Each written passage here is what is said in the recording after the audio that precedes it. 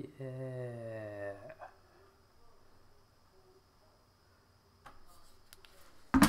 Wait.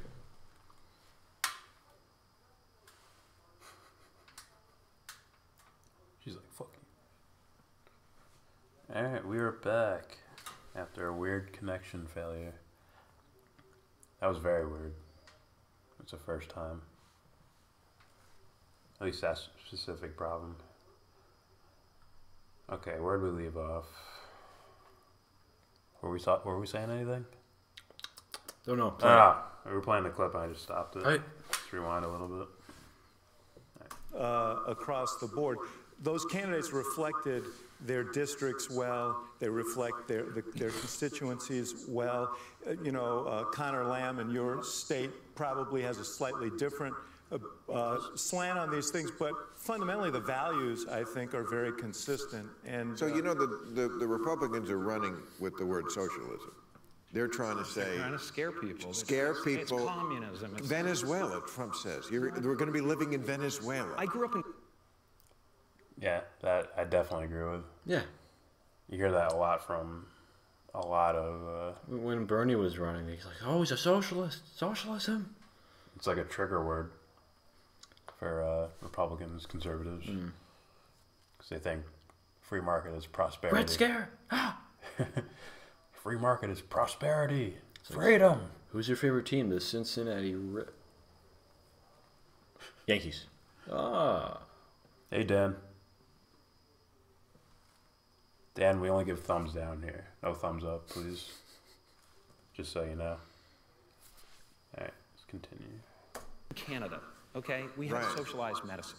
And I'm here to tell you that this bullshit line that you get on all of the political shows from people is that it's a failure. The system is a failure in Canada. It is not a failure in Canada. I never waited for anything in my life. I chose my own doctors. My mother never paid for a prescription. It was fantastic. And I just got back from Vancouver, and I keep hearing this, like, Canadians are so nice. Canadians are so nice. They can be nice because they have health care. Because they have a government that cares about them. It doesn't say sink or fucking swim, pal. Right. Government supported the war on terror? Yeah. They care about you, though. They care about making money a little bit more. You know? So I agree with the first half of his point, which is, just like sit down in a room, imagine the perfect world, and what would you have? Yeah. You'd have free health care for everybody. Sure. Well, you'd have no one could get hurt, and we're all superheroes. But if you couldn't do that, we're thinking more practical. No one can get hurt. We're all superheroes and live forever. Yeah. I don't know about that. You can die when you want to. How about that? You get to stay young. Or whatever. Whatever the fuck people want. Okay, throwing that aside, if you're looking for something more practical, it's like, yeah, everyone should have access to free healthcare. It's that simple. No one should have to work a job they don't want to. Instead of, mental gymnastics of finding reasons why you shouldn't have it. Oh, the economy, we can't afford it, and we made up money. We made that up. We made up the system. You can't eat gold. You can't eat silver. No. What the fuck? Paper either. It's like it has ink on it. So. That opens the door to this whole like whenever someone says, "Oh, that utopia shit will never work," I'm like, yes, it can. Yeah. It can. It could work on the social ideas of utopia, sure. No, I meant the whole thing. But as far as happiness for everyone, I can see that too. Yeah. But they'd have to be healthy. I guess that would be happiness. Like we never had to pay for a prescription. Like, why are we using prescription? What's going on? You know what I mean? If you get an infection, you want antibiotics. That's not what I meant. My statement was very vague, broad. I meant like this. We had to get a psychedelic prescriptions or whatever the fuck. You know what I mean? It's like, huh? You mean like mental health and? Yeah. Okay. Yeah. I'm against that. I'm against that very much so. Also, or his second half, it's like, okay, it's just a leap in logic that they're happy because of this. Yeah, fuck no. Or they're nice because of this. Yeah. It may just be a culture thing. Everybody looks at us as the nice guys. Better hold that up. Yeah. And Drake's like, 666. All right. We live in a box. There are certain people in our society that need to be taken care of. There are people without as many opportunities that need to be helped toward those opportunities. There are people who are sick. But that's the... You shouldn't have to lose your home because your mother got sick. And look, I've always said the United States has been a quasi-socialist government for 100 years, for crying out loud. There's plenty of subsidies for oil companies. Well, but also Medicare and Social Security. And, right? yes, of course. There's nothing more socialistic than some of the Pentagon programs that are just jobs programs. The Pentagon says we don't want these tanks, and they build them anyway. If that's not socialism, I don't know what is. Yeah. Subsidizing military expenditures just because. We were down last quarter. Raytheon talking. Yeah. We were down last quarter. We need to make up for that. How do you buy these tanks? That you're not going to use, but just buy them anyway. So our next quarter will be up. We'll be in the positives. Well, yeah, like where is this? Like, where is this, right? Or rather him not be biased, At least be biased towards the good guys, By good guys, I mean individuals that are not corrupt. The only time Omar hasn't seen bias, maybe a few things with Obama, but all of the Bush administration. That's when I was like, oh, yeah, this is going on. What you say? You're actually going into the information. His height. That big push he got. Yeah. Him, Rachel Maddow, Keith Olbermann. Again, isn't it weird? It's like a claim to fame thing. All of MSNBC, basically. And it's like, and now what are you going to do for Obama and Trump? We're going to fall asleep and pretend it's not happening. No, with Obama. Yeah. With Trump, we'll show him. Because he's a Democrat. Yes. Because he's Republican. Oh. So before we got cut off, Matt left a comment. It makes no difference what men think of war. War endures. War was always here. Before man was, war waited for him. The ultimate trade awaiting its ultimate practitioner. I agree and I disagree. War, as in people putting on army helmets and shooting guns at each other, that is obsolete and not needed. Oh, hold on. Not only that. I got it. No, you don't. If you look at what they're even fighting over, the soldiers on the ground, what they're fighting for is... Left the window open. They're fighting for an ideology. It's a war of ideas being played out with physical bodies. Left the window open. The war that endures is an ideological one. The actual physical fighting is obsolete and childish and immature, if you ask me. So now someone's going to say, they fought wars before they had guns, dummy. You'll see. It's nitpicking.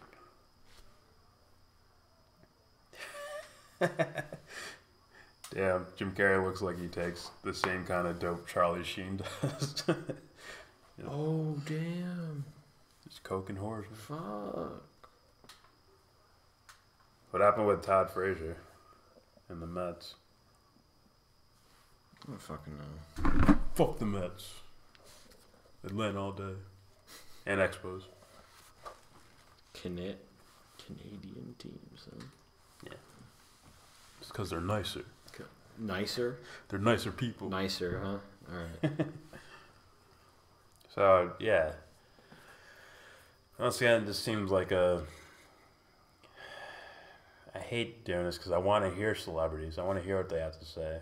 I want to hear Ben Affleck take on an intellectual like Sam Harris. Right? Like challenging him. This just sounds like the same old Trump sucks speech. Well, this is getting nowhere. It's just... No matter what, he sucks. And it's like, over this. With no points brought up. Other than, only point he really brought up was something that has nothing to do with Trump individually on his own. Right? Mm-hmm. The point he brought up was Medicare for all. And that's been Obviously, it's not here yet, so that means all the presidents before him were fucking up too. Land of the free, ladies and gentlemen. You're free, as long as we say so. Listen, it's a controversial time. Give me your wallet.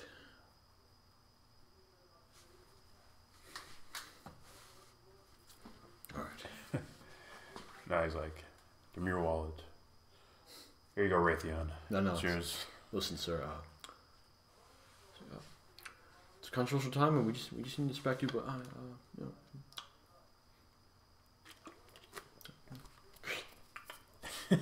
This way to the to the paddy wagon. Paddy wagon. Yeah, I mean, it's these same silly doo-doo talking points, you know. Yeah. It's like, what are you guys actually accomplishing here? How about you say something about the foreign policy? How it's been extremely similar, if not building up towards a specific point for years and years and years, huh? Especially in the Middle East. Like, how come we can't ever talk about how, like, arming and training specific groups in the Middle East, you know, leading up to a certain point, and then expecting a result to which it's, like, different? Like, no. You know? Like, even this is pretty easy, right? Afghanistan, Iraq, right? Syria, Palestine, indirectly. Iran's just sitting there. It's like, oh no. Oh no. Yeah. It's like everyone around him's getting fucked up, you know? Yeah. It's like, and now, I remember I heard it months ago. Regime change. I heard it. My parents' like room on TV. I'm like, oh my God, here we go. They've been after Iran for a while. Since the Bush administration. They've been like, everyone, like, you know, quietly on the independent media is like, Iran might be next. Like, now I'm hearing it. They're the head of the snake. Yeah. Matt says, this is the nature of war, whose stake is at once the game and the authority and the justification. Seen so, war is the truest form of divination. No. There's many forms of divination. But I think the archetype of war, the ideological battle, is for sure welcome. We just call it debate.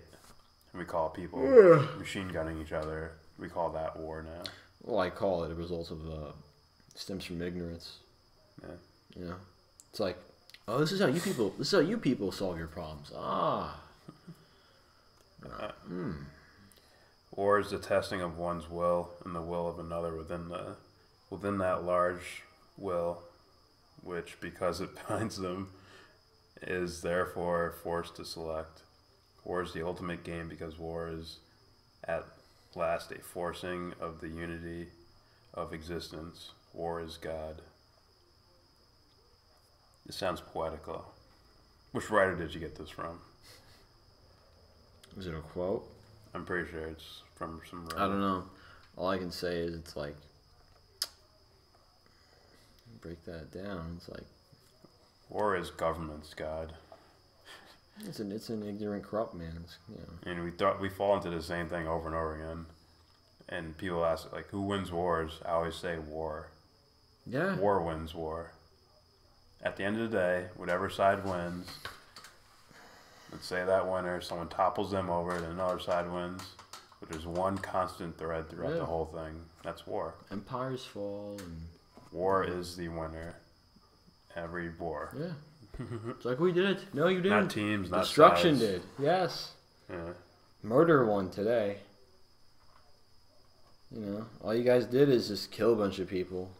And now it's your turn. You know? Oh, did you guys stop it? No, you didn't. No. What's new? Dum-dums begetting dum-dums. I don't like it when people worship it. I'm not saying he is, you know, I'm not saying that. I'm just saying, like, you see glorification of it, you know?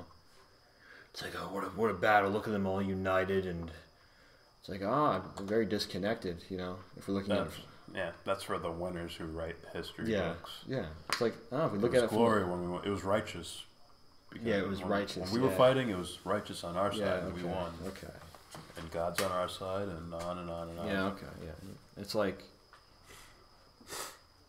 don't you see a pattern here? Isn't it amazing? It's like, you mean a bunch of disconnected individuals most likely from themselves and others. Not only that, the greater idea, which would basically eliminate any sort of any sort of thing like, okay, this isn't going good. We gotta kill them. Yeah. Get ready. It's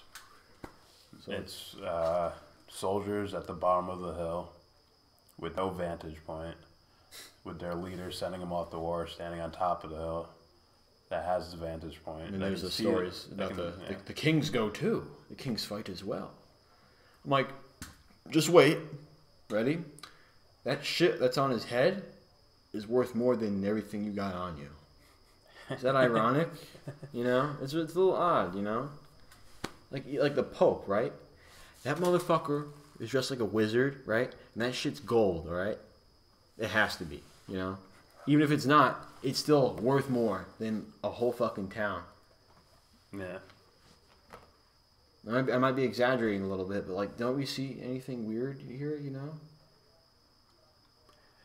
It's results of ignorance and corruption here, war. And it just goes on and on. And there's always excuses for tyranny, justification for tyranny. Yeah. No one ever really, I'm not going to say no one, because people do. But I haven't seen a massive wave of people just go, no, not doing it. Yeah. Moral law. Moral law is an invention of mankind for the disenfranchisement of the powerful in favor of the weak. Nah. Well, depends what you mean by moral law. Because I believe there's a encoded or innate type of moral law going on. And then there's moral law that's handed out by the kings and the politicians. Sure. Well, it's like this in a way. It's like we have obviously the laws don't steal, don't kill, you know? Yeah. And all these other things, right? Where do they come from? I believe they come from something a little more, you know. Yeah. Well, let me say that I look at morals as the babies of the ego, and the ego observes the true goodness, right? Mm. So you have true goodness, the ego observes it, and spits out all these little principles and laws to follow that. That's why morals can come off as relative or, you know, not as concrete or objective. Yeah, but that's why whenever they're pitted against each other, right? You know, if the one that's true and, you know, the one that's good and true, it will stand, versus the one that, you know, will get essentially, you know, hit and it crumbles, you know? Does it stand? You know? Is the question, you know? So when it's a moral that follows, you know, absolute goodness, you know, then there you go. Yeah. If the one's weak and like a shadow, you know, it's like a shit will crumble. It's non-existent. Was it really there, or was it more of the idea that something's there, you know? Yeah. That's why I don't like saying weak morals. It's just, hey, does that stand up when I put this against it, you know? Have you ever encountered a true devil's advocate before? Yeah. You know, and when some people do, you know, those things don't always go so well. That's why shadow work is another great term. Yeah. It's you know, do the work and you'll be fine. If not, you know, eventually someone will go, hey, what if this happens? Yeah. You can look into Sam Harris's idea on objective morality. He does use he does say some silly things in it, but I never looked at it. Yeah, you have. We did a video on it. I meant really, really, really, really looked at it. But all right, but yeah, he's there's a clear difference between. He uses a poor example. He uses the Dalai Lama and Ted Bundy. He uses actual people, but I'm thinking more of the ideas. That there's clearly a difference between maliciously murdering someone and handing someone flowers. That same person flowers. Intent. There's a obvious difference, obvious moral difference there. So you don't need to. So that's basically saying that there is an objective good. There's an objective morality. It's in your face, it's blatant. There's a difference between murdering someone and handing them flowers. Yeah, there is. On a moral level. Okay. I guess that's it. Alright. Thanks for watching. If you made it this far, hit subscribe, comment, abuse the comment section. We don't mind. And as always, thumbs down. You always do that when I have the fucking thing all over.